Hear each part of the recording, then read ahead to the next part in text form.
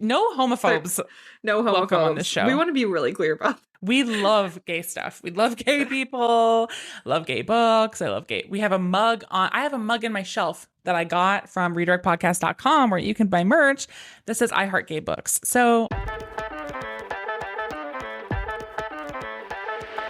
welcome to the Redirect Podcast. I'm Abigail Freshley. And I'm Emily Rojas. The Redirect Podcast is the show where we shift the conversation back to books. We discuss themes from some of our favorite books and how those themes show up in our real lived experiences. On today's episode, we are recapping Project Hail Mary and the book to film adaptation. Before we get into that, if you love the show, I would love for you to support us in a few simple ways. First, you can go on Apple Podcasts or Spotify and leave us a 5-star review and let us know how much you love the show. You can also follow us on Instagram and TikTok at Redirect Podcast. You can follow Emily on all platforms at Emily Rojas Reads.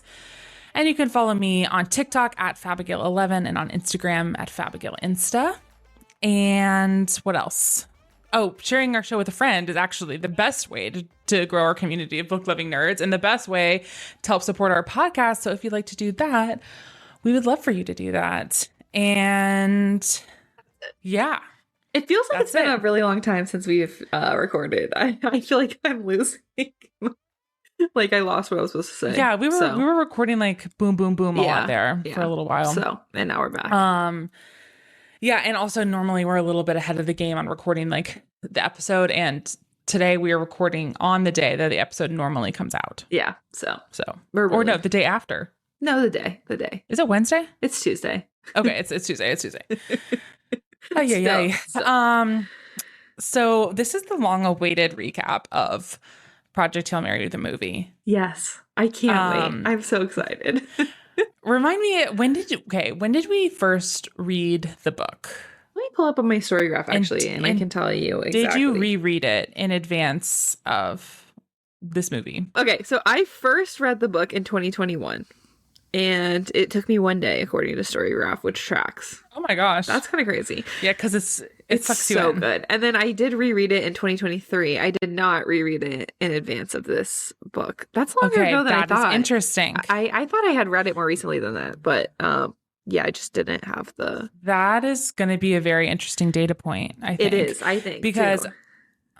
I did reread it. First read it like a few years ago. Maybe I first read it in 2020. It was like 2022 or 2023 because we had already lived in LA when I was reading it. And then I listened to the audiobook because everyone always cites this as like one of the best audiobooks. Yes. So I listened to the audiobook in advance of seeing the movie, and it really was that good. The production of the audiobook really is that great.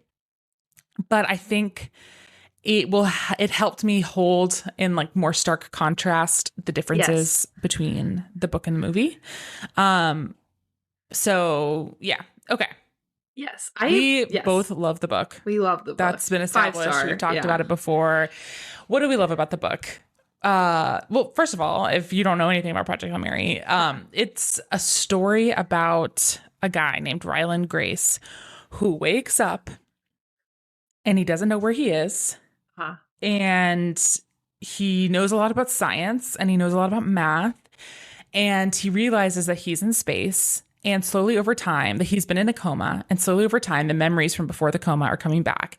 And he realizes that he's on a mission to save Earth from this extraterrestrial threat that is dimming the sun. Yes. At a rapid rate. And so this is a Project Hail Mary to save all mankind. There was 2 other astronauts on the ship with him. They did not wake up from the coma. So he's on his own, but maybe not for long. Maybe not for long. It's the magic of the book, I think, is Ryland's inner monologue. Mm-hmm. His relationship with Rocky. Obviously, yeah. Like hearing the way he like thinks through all the sciencey stuff. I would normally like that, but I really liked it in the book. Yes. And I was wondering how are they going to portray that in the movie, and we got our answer. But first, is there anything else you'd like to add about your experience reading the book?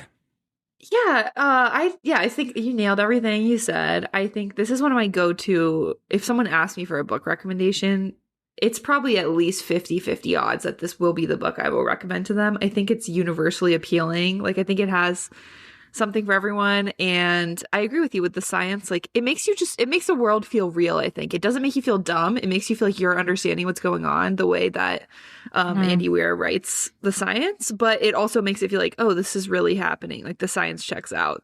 Even though maybe it doesn't, I don't know. But, like, it feels like it does. And so I feel like that helps you feel like you're grounded in the world. And so I love it. I love it. And I love any... Yeah, we're like, oh, this is making sense. I'm getting it. And just the way that a scientist would think. It's like, oh, this like nerdy junior high school teacher, like who's on a spaceship. He's like, the experiments he does to even figure out that he's in space or what part of space he's in, like what solar system he's in, like things that I would die immediately.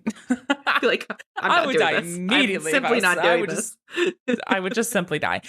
But also just him being alone for so much in space, and then before he meets Rocky, but then even then being limited, like, just that is so hard to write. Like, he has no one to really bounce off of except for in the flashbacks. Like, he's just totally it's just vibing with himself. Yeah. And I love, like, any version of the plot device or trope where you, the reader, are finding out things along with the main character or whatever, whoever's experiencing it. Like, I just love that. And I think this is the shining example of that as a plot device. Like, he doesn't know anything, you don't know anything, and you get to learn it alongside him and react alongside him and, like, see how it affects him the more he learns. And I just love that part of this book as well. Yeah. So I think maybe we go through the movie, like kind of section by section, and then compare it as we go to parts of the book. How does that sound? Sure. Yeah. Love to. I mean, how are you envisioning this? Does that work? No, I love that. I do. Can we talk, like, how did you feel about it overall? Can we talk about that overall about the movie? Yeah. We forgot about that. I liked it. Yeah. I think I walked away being like, I liked the book more. I thought I thought the book was better, but I think the movie was its own thing. So I think I still prefer the book, but it was good. So there's a couple of things I learned about the movie post viewing, which is that they did not use any green screens. I learned that as well post viewing, which is crazy to me. And that Rocky was a puppet. That was another thing I learned too. I think those two things, looking back, made all the difference. Like, an actor working across from a bunch of tennis balls versus a puppet that's able to kind of express and emote, I think makes a huge difference, especially when there's no other actors on set. Yes. And it just didn't seem like a friend pointed this out, like, you know, like, technology advances so much. And so when you have, like, CGI or when you have green screen, like, in 10 years, it kind of looks horrible. Yeah. Because your technology has advanced so far. Right. But, like, it would this seem more artistic. Anyways, what did you think? I mean, I loved it. I loved it. I agree with you that it's interesting that I didn't reread it, because there were a lot of things that I've now seen people on TikTok be like, well, they left this out. And I was like, oh, actually, that didn't bother me at all, because I forgot that or whatever. Like, I wasn't thinking about that. I was just experiencing the movie. And obviously there were some, like, more significant changes, but I think, like, of all movie, if to me, this is on the level of Heated Rivalry, like, where maybe different. I do think the TV adaptation maybe improved on the source material with Heated Rivalry, but just in terms of, like, being true to the book in the ways that mattered to me, like, the feelings I felt were the same, the way I felt about Rocky was the same, like, the hopefulness of it, like, all of those things felt the same to me. And so I think that there were changes, of course, but some I like, some I didn't like, whatever.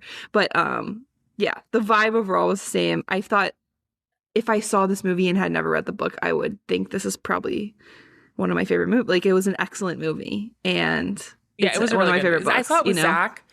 Yeah, I saw it with Zach, who has not read the book, and he really, really liked the movie. Yes. I saw it with my dad, who has not read the book. I will say, my things I didn't like about it. Yeah, I thought that Ryland Grace in the movie compared to Ryland Grace in the book, I think in the movie he was a little dumb. Like, he was a little, like, silly, stupid, like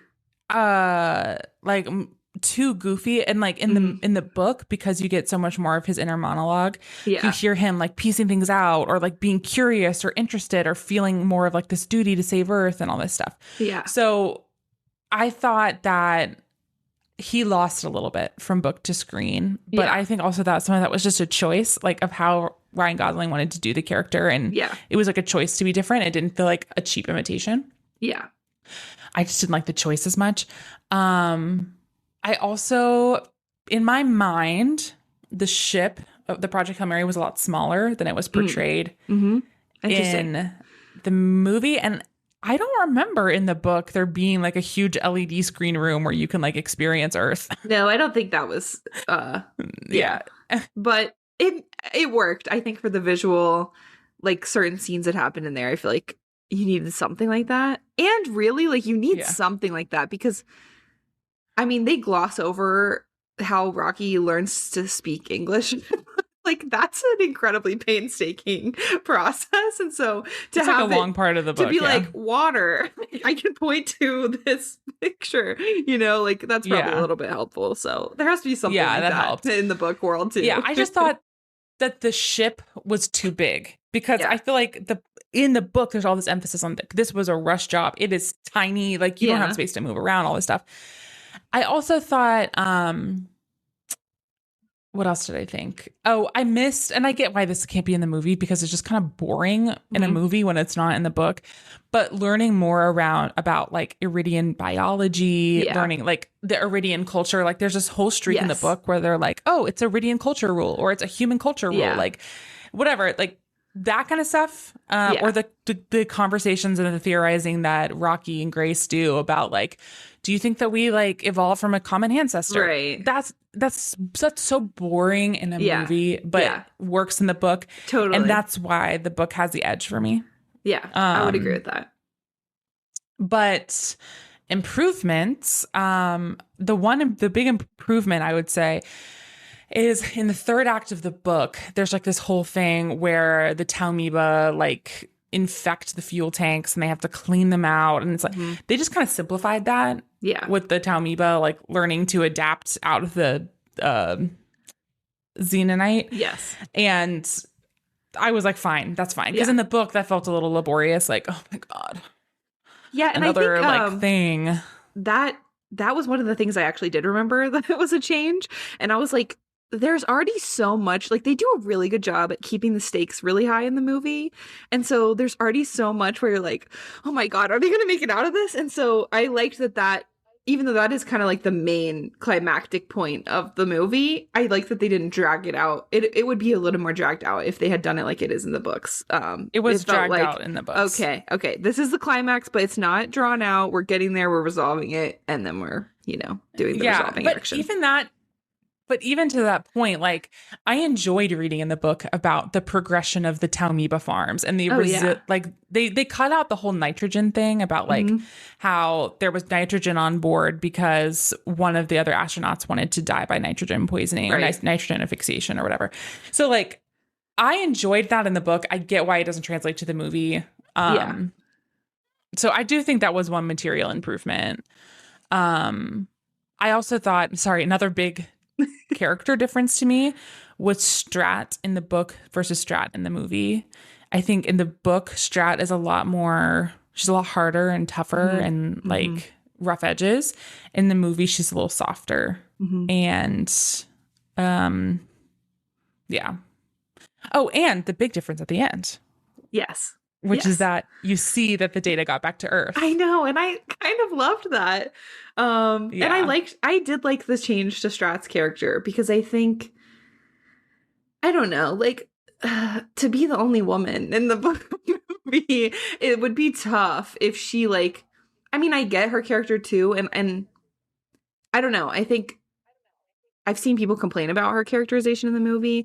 I understand why, like, and I do think some of her like power that she has in the book is toned down a little bit in terms of like the access to the world government and people kind of just doing whatever she says a little bit. That's not fleshed out, but I just liked that it was like, I believe in you and also I have no choice but to do what I'm doing for the sake of humanity. And I just like that that part felt a little bit more empathetic and not just like, well, you gotta go. Sorry. Yeah, you saw the cost to her. Yeah. Because there is a cost to like being in the role that she is in. Yes. And that was her, the actress did a good job of portraying Did a that, great I job. think. Yeah. I mean, I know for like the movie, you just don't have time to do everything you could do in the book, but Right. you know, I do feel like we missed, like I enjoy learning about the other astronauts, the other people in the Project Hail Mary program. Yeah. Which kind of got cut from the movie. But yeah, Strat was a big difference. Yeah, for sure. That was the thing I noticed the most, having not very recently read the book, and then the climax, like I said. So those were the two big ones that I was like, oh, okay, that's different, but I liked it. I don't know. And the ending, I did like that. I loved that we got it. Made like it brought a tear to my eye. I'm like, oh, he did it, you know. And then him also not, and to see the ship, like the boat that she's on, like moving through like what looks ice. like Antarctic water. Yes. Oh my gosh. And then him, I almost like him better. So we're obviously not going in order at all, but we can, it's fine. we can go back. We won't do that. No, it's fine. We could just talk about it. I like at the end him not being shown choosing to come back to Earth, because that always did feel a little weird to me in the book, because like, well, he's lived almost his whole life on the like Iridian planet. Why would he go back? Especially in the book when you don't know if he was successful. Like, did he even save Earth? Is he about to? Yeah, in the book he doesn't. We don't know if he goes back or not. That's left ambiguous. Oh, okay. Why did I feel like it was for sure he like gets in the ship and goes back? In the book, it's shown like he's in his little habitat on Arid. He is like kind of old. Yeah. He's like experiencing like pain on his joints because of the gravity of Arid. Yeah. And they let him know that the ship is like that their scientists are now able to send him back to Earth. Okay. And he's like, I'll think on it. Yeah. Okay. So that was the same. Me misremembering. But yeah. I don't know. I think that was still a question. After I read the book the first time, and then after I watched the movie, I had the same question, which is just like, I can't decide in my own headcanon, does he go back to Earth? See, I feel like he does in the book. Ryland in the book does. I feel like Ryland in the movie does not. Because I feel like maybe I'm misremembering the book. I didn't realize until we talked that it's been 3 years since I read it. So my memory could be faulty, but I feel like in the movie it was played up a lot more. The whole thing of like him, like the question of, do you have somebody you would die for? Being sort of the central question of like him going back to save Rocky, and then him leaving Earth, and he doesn't want to go because he doesn't have anyone on Earth that he would die for, but he does have someone in Rocky who he would die for. So I feel like that question in the movie coming up a little bit more, at least in my memory, makes me think he stays. But I feel like in the book, maybe he would want to like see, did he make it? Also, obviously he's a lot older in the book ending, so he like is sort of struggling, so like maybe he wants to go back and just see before he like dies. I don't know. So I don't know, that's my interpretation in my head. I don't know. I think what I want is for him I don't know, I think I want him to go back to Earth. I think I want him to go back to Earth, and because I know that Earth was saved, so like I want him to go back and get his flowers, I guess, or at least have establish communication with Earth. Like, yeah, maybe that's, you know, like to be able, to him to be able to like chat to them about what's going on, but he's just way too far away to do that. So,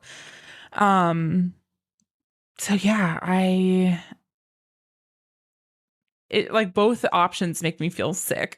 Like the idea of him going to Earth and not going to Earth, they both make me feel sad. And, I liked the reminder also that, because like in the book, there's more sadness or like longing for Rocky about like whether or not his mate waited for him, especially because he was gone for like decades. Dude. The fact that she did wait was so sweet. I wish we had seen her. I wish we had seen her too. In the movie, when he's like, how long have you guys been together? And he's like 180 years or whatever. And then Ryland's like, oh, wow, really long time. And he's like, it's not enough time. Are you you kidding me? Why is the Rocky Adrian God. love story the most beautiful thing I've ever heard? AO3. Oh my God. Is there Rocky Rocky Adrian on AO3? I'm sure there is. I'm sure there is. But that brought a tear to my eye too, because it's like, the love. Like, I liked that a lot. I love that about this. Yeah. I love that about this and the movie and per the book too. Like, taking this thing that's happening not just to Earth, but to every single star in their solar system, basically. Like, it's happening everywhere, and it's this big thing. And also, like we said, the science is really heavy in the book, especially.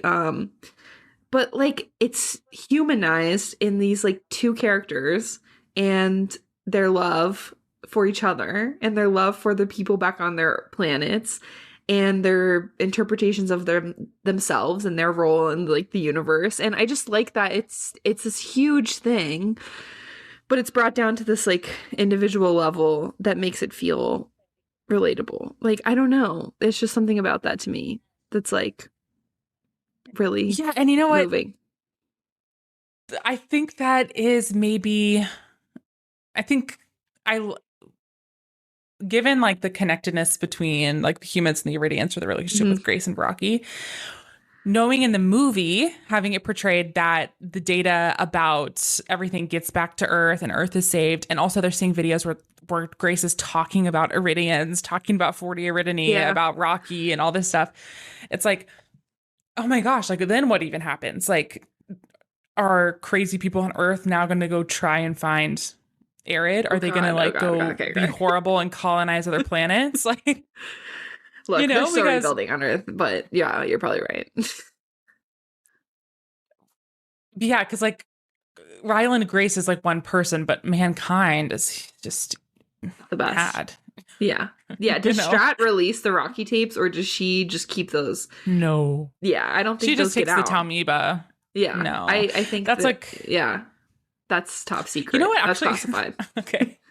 This is like a left turn, but I was talking to Zach about this last night about aliens because we were talking about Project Hail Mary. Sure. And Zach was saying, like, if I became president, like, the first thing I would do is be like, okay, what's the deal with aliens? Like, what do we know? And then I was like, I'm like so sure that the government does have data on aliens, except for this one fact. Do you think that Donald Trump could learn about aliens and then keep his mouth shut? No. I think if there is data on aliens, he does not know it. He doesn't know it. They've kept it from him. They said we can't. Yes. Because he would immediately say he would be true. He would not be able to hold that in. So that's like that actually, when I thought about it last night, was the biggest blow to my belief in aliens. Was that like, if he knows, if anyone knows about it, it would be the president. And if the president knew about it, everyone wouldn't be knowing about it. Because there's no way he could shut up. Yes, I agree. Either that, or it's so boring. Like, the data they do have is so boring that he just doesn't even comprehend or process it. No, they said it to him in a way that's really difficult for him to understand. Like they were like using scientific language, talk about like extraterrestrials and like the most boring graphs. He just didn't understand. Like, he didn't that's see a picture of a green alien. Yeah, so he was like, oh, it didn't like real. Yeah, I agree with that. Maybe that was a good strategy. Whoever like at the, if you want to come on the podcast, we'll blur your identity. Tell us, does like, the whoever at president NASA know? did this, like, you did it a great job. Executed Keep perfectly. Up the good work. Okay, but if you were on the Project Hail Mary, and let's say you knew science stuff, okay? Sure. Like, if you had his technical knowledge, but you woke up same circumstances, you don't really know why you're there. Yeah. And you saw an alien whip pull up right next to you. Would you what would you do? Because, like, he tries to get away a little bit. Yeah. And then he can't. I mean, you have to go try and meet them, right? I don't know. I guess. Yeah, you're alone. Yeah. Yeah, I probably would. It might take a long time, but at a certain point, it's like, well, I'm completely alone out here. So what do I have to lose? And I was already going to kill myself anyways. Like, If the alien's here, the alien's here, you know? I would be so freaking I would be scared. so Like in the scared. I don't want book, to be in space Ryland at all. is so excited and he's like, oh my gosh, first contact with aliens. Oh my gosh. I'm like, this is it. I'm contacting an alien.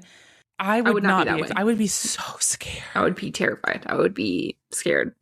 I would be very afraid. But I liked it. I liked how they showed Ryland a little bit in the beginning on Earth, and how him as a teacher, like talking through things helps him figure them out. And so then that like feels like it comes full circle when it's like, okay, he has someone to talk to now. Like it doesn't feel like obviously Rocky also contributed like information and like he's also intelligent, but it's almost like he didn't. Even if Rocky had been dumb, it would have taken him longer, but it would have helped him get there just by having someone to like explain things to and talk things through with, and to feel like he was not by himself, just in a void. Like he needed that. So I liked that. And I like the, you know, like shout out to teachers. They will be the ones to save us, probably. Yeah. Like I just liked that vibe of him a lot, and how that came through in the movie, especially. Oh, the whole thing. I mean, I think I don't even want to think about what happened in the intervening years on Earth while the Project Hail Mary was on its voyage. But even the idea, it almost felt like fantasy, even to think that everyone would work together to get the Project Hail Mary going to begin with. It was a super bummer. Do you know what I mean? Yeah. Because there's just, once again, that is not real. That would not happen. If the sun was actually dimming, no way. It would be hoarding resources. Yeah, immediately. And people might try to send individual missions for individual countries, but like, I just don't see this happening. And a ton of people would be like, that's a hoax. That's not happening. Yeah. Everything's a hoax. Yes. There would be like a lot of people who did, it would be bleak. People are all of a sudden believing scientists. Yeah. People are like, like without any questions. To COVID. Yeah. Yeah. Global warming. Yeah. Yeah, we're living through this right now. It's just a little bit more slow moving. So, you know, that's bleak. That's a bummer to think about. But at the same time, it's a nice world to live in, isn't it? We need Ryland Grace to save us, and to Rocky, and to bring us all together. But yeah, it was delightful. I'll definitely rewatch at home. Like, yes, I really, really enjoyed it. So, yeah, I really enjoyed it. I thought it was a good adaptation. A great adaptation. To me, yeah, I thought it was great. I mean, I think my top adaptations of all time are probably like Hunger Games and Heated Rivalry. I think this is I don't think it ranks as highly in adaptation comparison, but it's up there. Like it's A-, I think, to me. Yeah, something I was thinking about too when I've been watching people's reactions to this, and I was thinking like, when you read a book, you're having an individual experience with that book, and you're interpreting it through your lens of life. And then there's millions of people doing that, right? Like millions and millions of people reading Project Hail Mary and thinking about it through their experiences and their, perceptions and just how they interpret words. And then one director or writer or actor reads that and they do their version of it, and they probably make changes, not even just based on their perception, but like obviously, like we said, what plays well on screen and all these things. And so you're distilling a million experiences of a book down to one version based on what the one person who read it, what they felt when they read the book. And so, yeah, I think with that in mind, I like this interpretation of it. It's obviously not one-to-one, but nothing could be. And I thought, like, we can only hope, this is how I feel about everything. We can only hope for people to adapt books who care about the books and who want to do a good job and who put effort into making a good piece of art, whether it's 100% faithful or not. That's all I want. Like, I think about like Greta Gerwig's Little Women. Like, I love that movie. And it's its own thing, and it's its own take on the book, and it's not like a straightforward telling, and I still think it's amazing. It's still one of my favorite adaptations, like people are like this on social media too. Like they see something that doesn't align with their specific experience, and they're like they feel so compelled to be like, yeah, well, this doesn't align with my view of the world and my experience, so I'm really offended by it. Like I have one particular TikTok post right now that is crazy. Like the way that I made one little video of like using some audio being like, I'm never gonna go on a GLP-1, whatever. Yeah. The way that thousands of people are in the comments fighting each other about GLP-1s and like their personal experience, and then applying their personal experience to every other person. Right. It's like I'm watching animals in a zoo. It is it's shocking. Crazy. And like that's a really great point. Like I think I still prefer the book. Yeah. And yet you have to be able to say like, but that's fine. This isn't the book. The job of this director and writer was not to make a movie of my interpretation of the book. Exactly. It was to get in a room with a bunch of other people who are writers and directors and like make an artistic expression of this book. Just if you like the book better, read the book. Yeah. Okay. And just view these adaptations as their own thing. I'm begging people to view adaptations as their own thing and to judge them on their own. Yeah. Obviously, you can we complain all the time, you know? I love to complain. So you can complain if it's like not the thing you wanted, but I think like I don't know. It's like back to the People We Meet on Vacation, obviously a very different caliber of film. But it's like, oh, you took some things that were word for word from the book, but you missed the whole heart of it. This to me changes things, but the heart was the same. And I feel like that's what I want in my adaptations. I mean, you can still say this movie that is an adaptation of this book that is totally separate was bad. Yeah, exactly. Like you could still but it's its own thing. It was bad. Right. Like, thank God it's its own thing, because a horrible adaptation of People We Went on Vacation did not do anything to impact the book. My book is still the same. I can still read the book and I still have it and I still have my mental image, and no one can take away the first time I read the book. Exactly. So just view them as their own thing. It's called like, they call it bean soup, right? Like, yeah. I need to pick out the bean, like my little thing. It's just like, I love this though. I loved it. And I think it'll appeal to non-book readers and readers alike. I think very much so. And Zach was like, I didn't think I wouldn't like this movie, but I was surprised by how much I did like it. So, yeah. I can't wait to watch it again. It was great. And I really liked Ryan Gosling. He was obviously different, as we discussed, from Ryland Grace in the books, but I thought he did I think it's a near impossible task to ask an actor to basically do an entire movie by themselves with a puppet. And he is the most charming, charismatic person. So it works. Where a lot of other actors, it might have been boring. So I thought it was great. I saw that sometimes they had his kids come in and read Rocky's lines in his ear while he was acting. So some of the he was like, some of the times I'm laughing or like making an expression at something he says, it's because it was my daughters or whatever in my ear. So I thought that was really nice too. That's cute. That's really, I didn't know that. Yeah. I was going to say, on a totally unrelated note, everyone should be really careful about how much work they get done and what work can be done in reversed or not reversed. Yeah. Apropos of nothing. Exactly. Anyway, any last thoughts about Project Hail Mary? No, I think you guys should go see it. I think you should read the book. Everyone should read the book. Everyone should read the book. I think, I'm telling you, I really think you're going to rob yourself of something if it's not a one-to-one exchange. I think even if you love the movie, it's its own experience. Please read it or listen to the audiobook. Go in any order. Good. Yeah. If you've already watched the movie, I still think you can go read the book, but do both. Yeah. Thumbs up. All right. Should we get into other book news or recent reads first?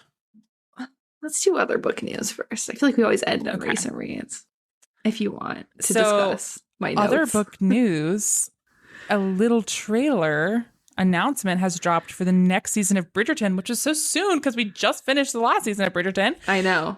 And there was much speculation about who would be the star of the next Bridgerton season. And it is... Dun, dun, dun, dun. Frankayla. I will be tuning in even if you don't force me to, for once. I can't wait to see this one. And I don't even Sorry. know if it will be worth it for us to read the book since it's I'm not, literally I'm so not, different. I'm not doing that. I don't Yeah. care about all you book readers who are mad. I don't care about you guys. I really don't. I mean, no, actually, I don't. I'm going to say if you're in good faith, I don't think any of you guys are in good faith. Here's what I'm going to say. First of all, I believe the best of our listeners. I don't think that our listeners No, I don't think they're are homophobic. mad. But to our listeners, if you start hearing people say, oh, it should be girls and boys, Michael's a boy, don't tell them, Not anymore. don't share this show with a friend. Yeah, or don't maybe share two, the but show. no homophobes. No homophobes. Welcome on this show. We want to be really clear about that. We love gay stuff. We love gay people, love gay books. We have a mug I have a mug in my shelf that I got from redirectpodcast.com where you can buy merch that says I heart gay books. So that's what you missed at the beginning. Yeah. But yeah, yes, redirectpodcast.com. Show your love for gay books and for Michaela and Francesca, because I don't care. Yeah. I don't care about any complainers. And I'm so excited for this. And I can't wait to see how it all comes together. Yeah, what? Do you think there's going to be a concurrent Eloise side plot? Like, I think so. Is she going to get a match? Is it going to be like a Francesca thing where we're starting to plant seeds of her in past seasons? Like, because I feel like Eloise already went on a little bit of, she's starting her journey in this past season where she's kind of like not happy, but also like, I felt like she was moving a little bit in the right direction of like wanting a match one day maybe, or realizing how inconvenient it might be for her life if she doesn't find a match. Whether those two are the same is really debatable, but yeah, I think she'll continue. Maybe she's not even going to meet someone or whatever.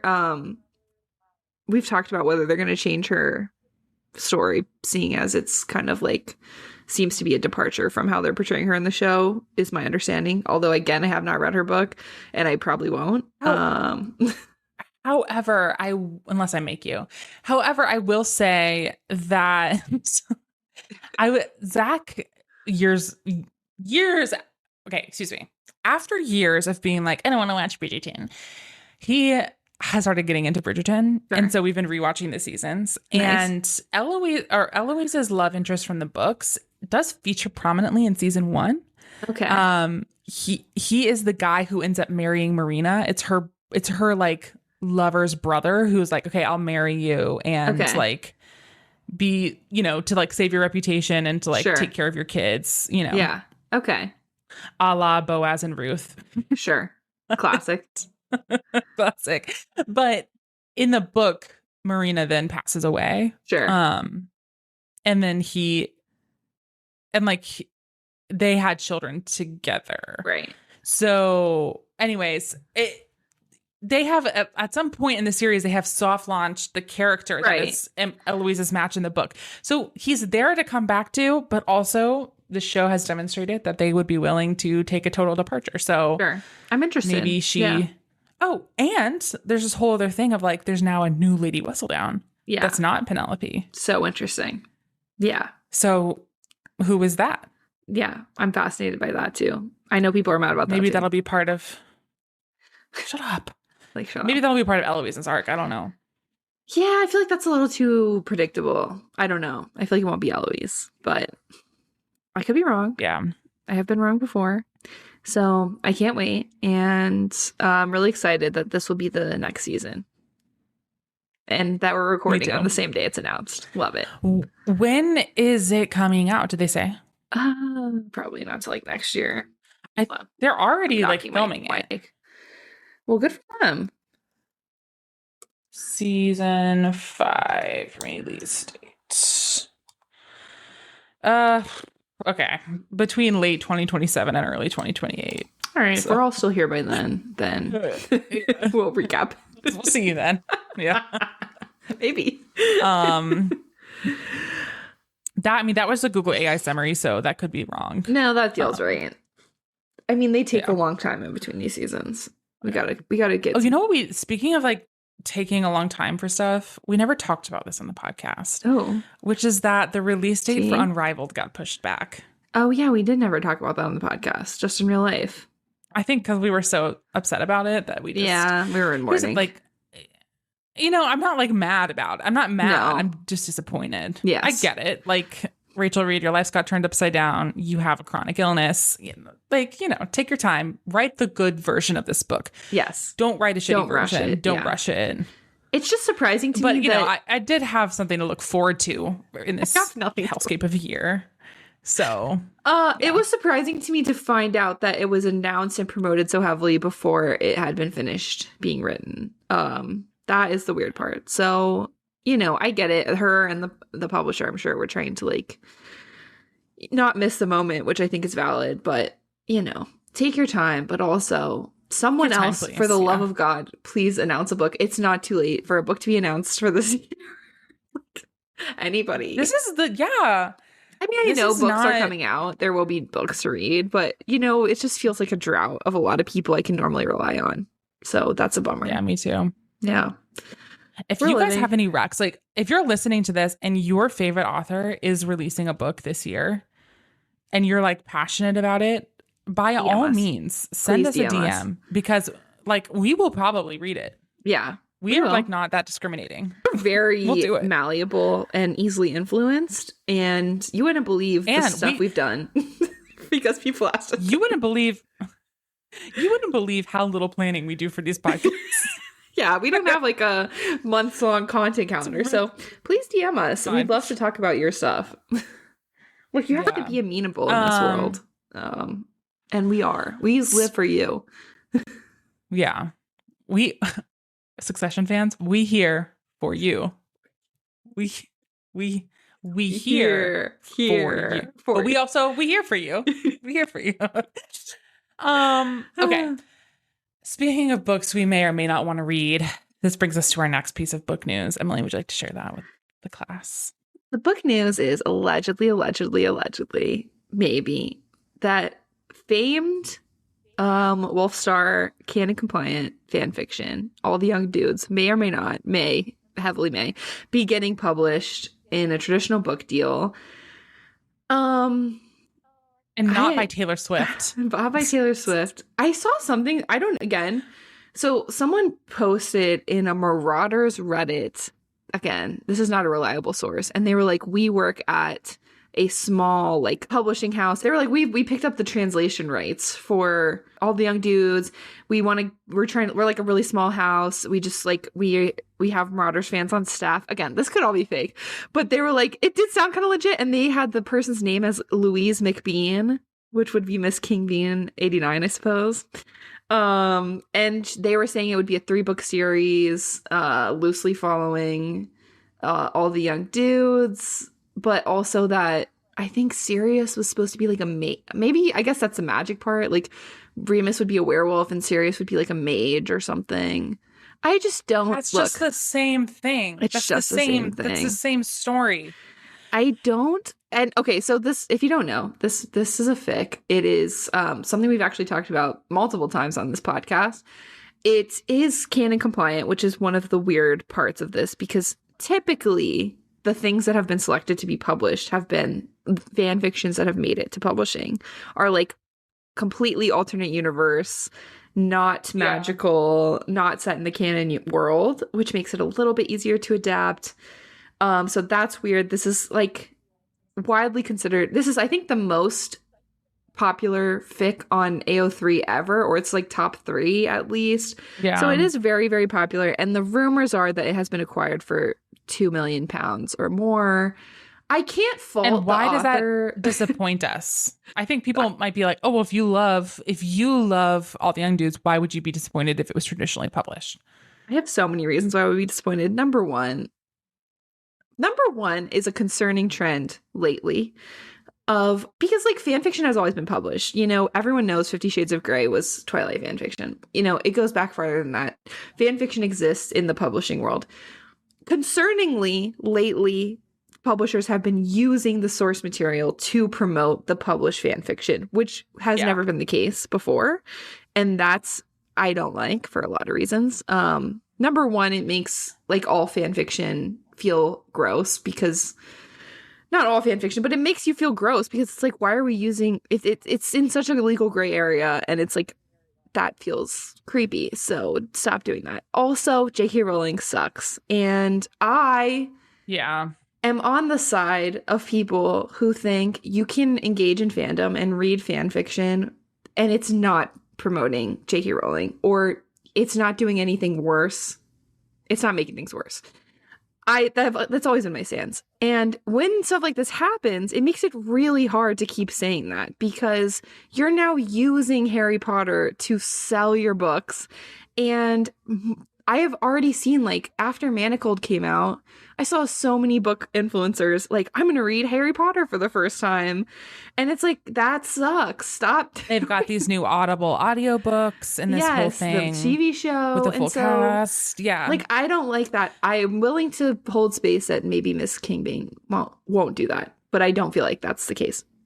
And also, lastly. Especially when it's so, like, directly. I mean, I think the one thing that could save this is that many mainstream Harry Potter fans, or just people who like know something about Harry Potter, do not know about like Wolfstar.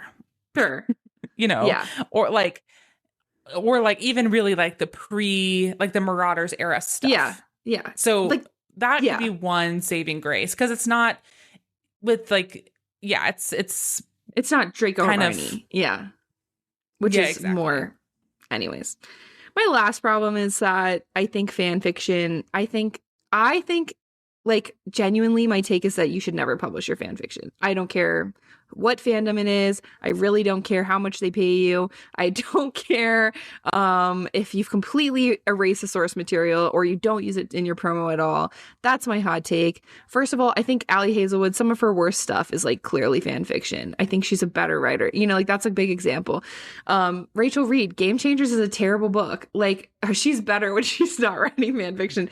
So, you know, like, I think it's just better to write something original if you're going to be original. And I think fan fiction, it's harder for it to stand on its own without those characters in that world. That's number one. But also, like, if you're going to put something out there for fans, I think it should stay there for free for fans. I think that's what I love about fandom. That's what I love about fan fiction, is that it exists outside of capitalism. And I don't like this. Not that I hate the author, because I guess, like, it's like, I don't think I would say no if someone was offering me $2 million.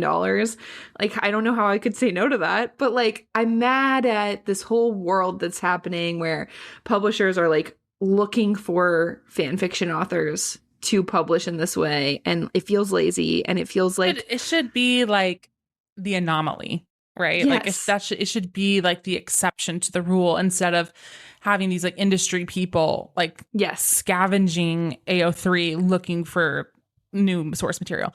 Also, like, we've been on this podcast before saying one of the uses and, like, benefits of like, writing fan fiction or publishing on AO3 or something like that is to, like, practice writing, try out your work. I mean, you could still use it to publish an original story that you want to try out. Yes. I mean, there's tons of original content and original characters all the time on AO3. Yes. So, you know, you could still use that to test out your own original stories. Yes. And see, like, how you could improve if you eventually wanted to get something published. It's more about, like, drawing heavily from the intellectual property, particularly of problematic people. Correct. And then when the book transitions to being traditionally published, it's so closely aligned. So pass on this. I hope it's not true, but it's feeling truer by the day, and it just bums me out because I don't know. I just hate the discourse too. I don't want to go through it. So, anyways, boo to you, Miss King.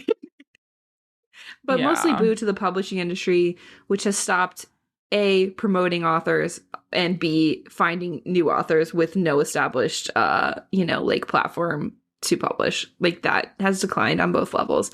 And that is why we're here. So that's my problem with them. Mostly boo to them and to capitalism. The end. Boo.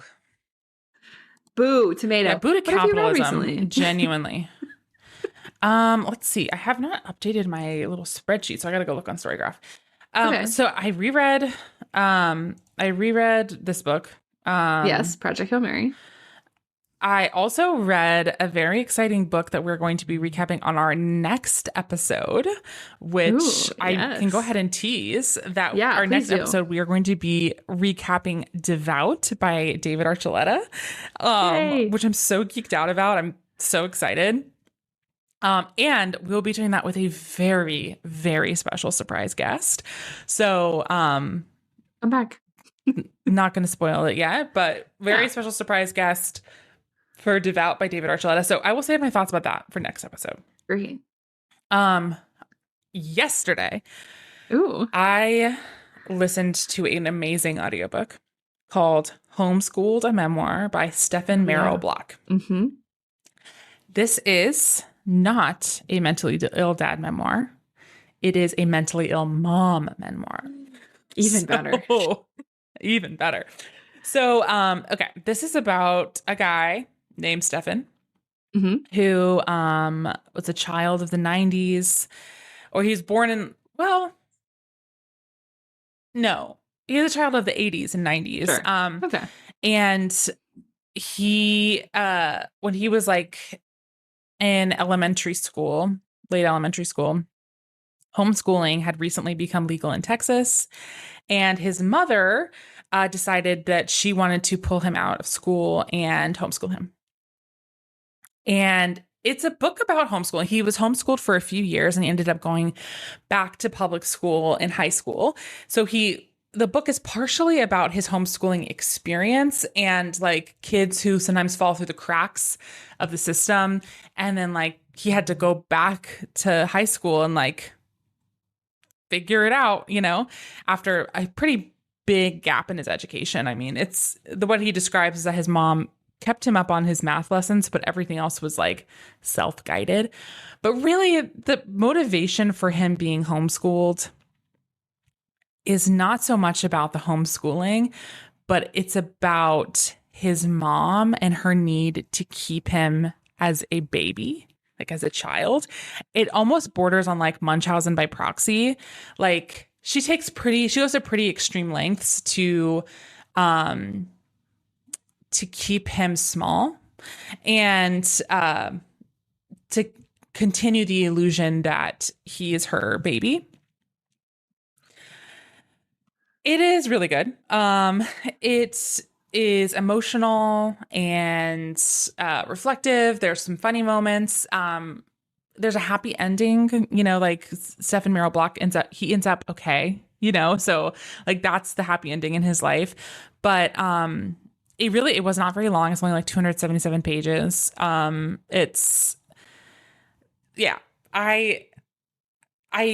have so many thoughts about homeschooling. Our best friend was homeschooled. Her mom did a fantastic job. I actually, as I was listening to this book, I texted you guys and I was like, Emma, you really got lucky with this homeschooling stuff. My husband was homeschooled. You were homeschooled? I was homeschooled for like a couple years. At the end of I basically schooled myself. I mean, that's the thing. Yeah. Like, yeah. You were old enough to take initiative. And had the desire to. It was like a self-guided right. whatever. And I think I still probably miss a lot of stuff. But anyways, it's a discussion about homeschooling and also mother-son relationships. She's like the ultimate boy mom. Sure. So gross. Anyway, I can't wait. I want to read this. Big trigger warnings though. Sure. Suicidal ideation, suicide, parental loss. Tread carefully. Read the trigger warnings, the content warnings for this book before you delve in. There's some very heavy subject matter as well. Sure. Naturally. I can't wait to read it. Yes, that's what I read. I love a good memoir that, like, I don't know. That's like this one. Easy to read. And you'll not like easy, this. but like, that reads like a story, not just like facts. Yes. Great. Okay. Well, I'll come back when I read. All right, what you got? I have not finished a book in 10 days, but the last book I read. Anyways, I've been traveling, you guys. Honestly, I've been on a really. I've hit a slump. I'm 5 books behind. It's not good. Yeah, on my goal. I'm probably lowering my goal, and it's already low. So, anyways, I did read though. It Had to Be Him by Adib Khorram, and it follows Ramin Yazdani And he proposes to his boyfriend, and his boyfriend says no publicly and essentially calls him boring, like in not so many words, but calls him boring. And he's like, boring, I'll show you boring. And he gets drunk and he books himself a spontaneous solo trip to Italy. And while he's there, Italy? Yes, of course. He runs into, yes, very similar vibes. He runs into his high school crush named Noah. They were like, you know, like when you're kind of friends with like a jock or something at school, and it's like you're not actually friends, but like they're nice to you. That's the vibe of but he had like the biggest crush on him. Possible situation. Yes. Yeah. And at the time, I mean, he wasn't out. He wasn't like confident. He like struggles with like body dysmorphia and like you know, stuff like that. So he like still feels that like lingering like, oh my god, I'm such a loser, and like Noah is so cool and hot and I'm in love with him. And he's there with his ex-wife and his son because his ex-wife is moving to Italy, and they've brought their son here to basically see like, does he want to move there or does he want to stay in America with his dad? High stakes. Lord. Very high stakes. So the whole family's there. And it was a really nice love story. Like I don't know, it was kind of like, I kind of like I like a slow burn as much as the next girl, but I also kind of like it when they get together kind of early and it's like, then they have to figure it out because it's like, they have these different lives. There's a kid involved. There's family. They're like doing all this stuff in Italy because his wife is from Italy. So she has like family there and they're like getting to interact, and Ramin and the kid and Noah. It's just like so much fun dynamics. And there's no third act breakup. So I really liked that. So if you don't like that, this might be a book for you. Did their relationship had some like dom sub vibes? Not for everyone, but if you're into that, this might be for you. But it's for you, isn't it? No, actually no.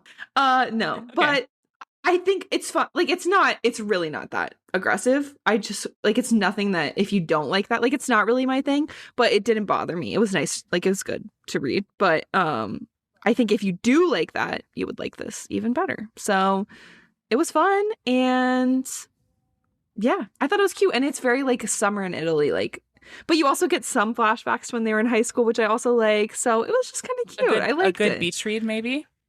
Yeah, good beach read. It was just fun, and yeah, I've read it in one day. It's not very long, so yeah, I liked it. Okay, thumbs up. Hopefully next time we will have more books to recommend to people. Yeah. I wanted to say it's not like a queer awakening. Like Noah is also bisexual and open about that from the not in high school, so Ramin doesn't know that, but I just feel like there's a lot of things that you're not getting the tropes you normally get. Not every story is a coming out story, or yeah, you know, it's fun. Like, you know, it's like a queer joy book, not a queer trauma book. Yes, cool. It was fun. So that's it. Got nothing else. I have several books that you've recommended to me on my shelf right now from the library that I need to read before they're due back. So that includes Ladylike and The Sweet Spot, and I think that might be what read The Sweet Spot before Ladylike. Okay. So I think Sweet Spot will pull you in more. If you're trying to get out of a slump, that one will pull you in more.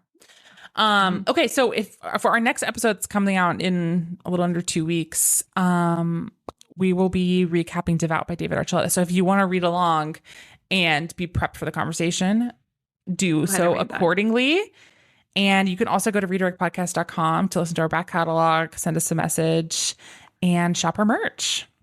Please do. That's all. We love merch. Okay. Love you guys. Bye. Bye.